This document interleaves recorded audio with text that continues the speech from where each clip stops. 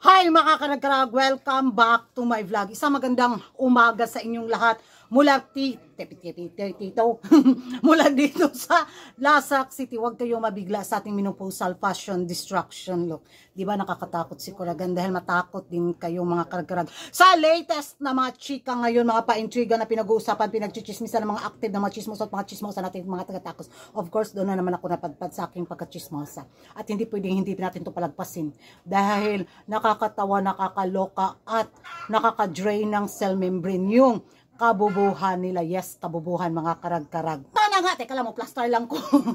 Eto na nga, grabe man sila. Oy, nung umulan ng kabubuhan, nakasalo si Kuragan, ba't sinalo talaga ng mga taga-takos yung kabubuhan? Dahil ako sa katatapos nga lang ng Miss Grand International 2025, eto na, flop daw ang show. Dahil daw, hindi daw nilagpasan ng Pilipinas ang mga milyon na mga views ng mga dating previous MGI Queen sa Coronation Night.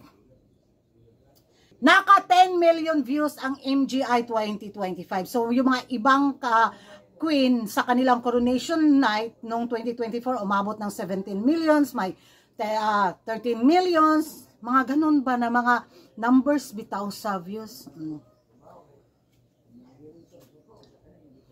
Speechless jud ko. Hindi ko talaga kinaya yung kabubuhan nila. Bugo man ko pero ninsamot yun ang ilang kabugo.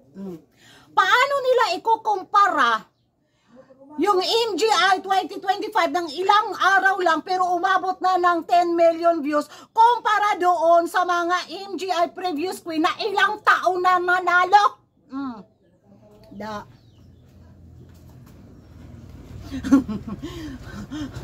Asa gibutang ilang utok? Saan nila nilagay yung utak nila? Sa talampakan? Kung sa Bisaya pa, sa lapalapa?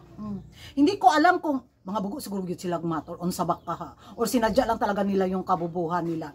Dahil daw, sa pagkorona daw ni Uncle sa Pilipinas bilang MGI 2025 Queen, ayun, hindi na daw madagdagan yung views nito.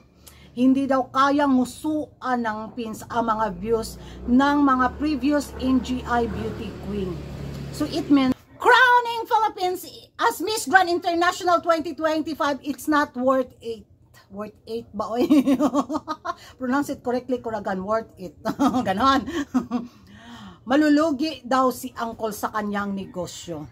Hindi daw nag-iisip si Uncle. Makikita nga daw ngayon na yung views daw bilang Miss Grand International Queen is hindi daw ganun kalaki. 10 million, hindi pa yung ganun kalaki sa inyo.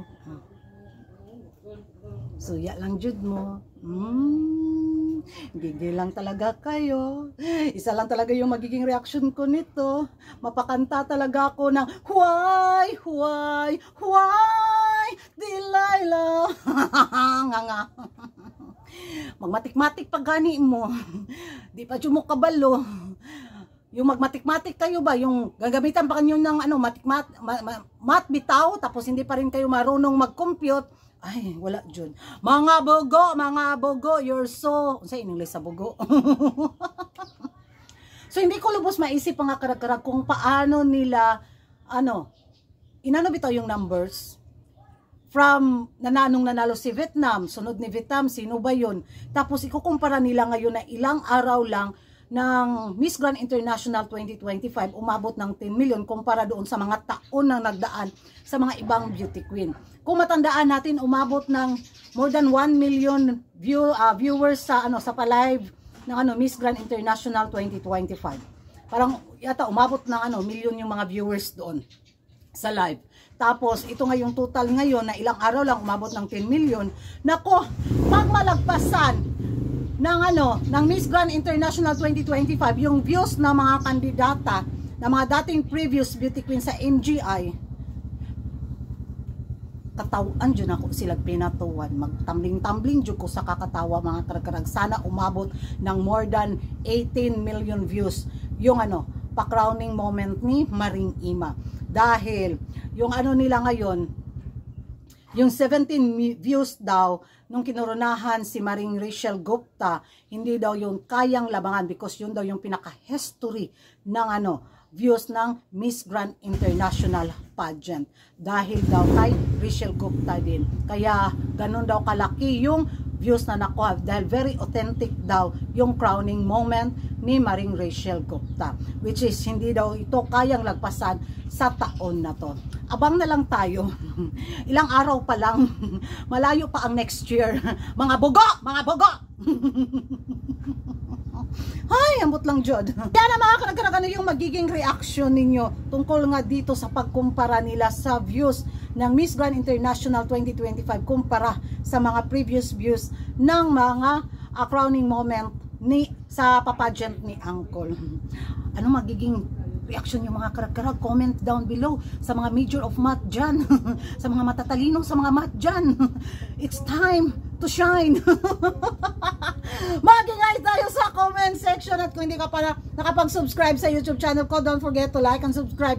Karagan, hit the notification bell para updated kayo sa mga latest kaganapan at late na intriga sa mundo ng beauty pageant. And thank you for watching. See you in my next vlog. Bye-bye!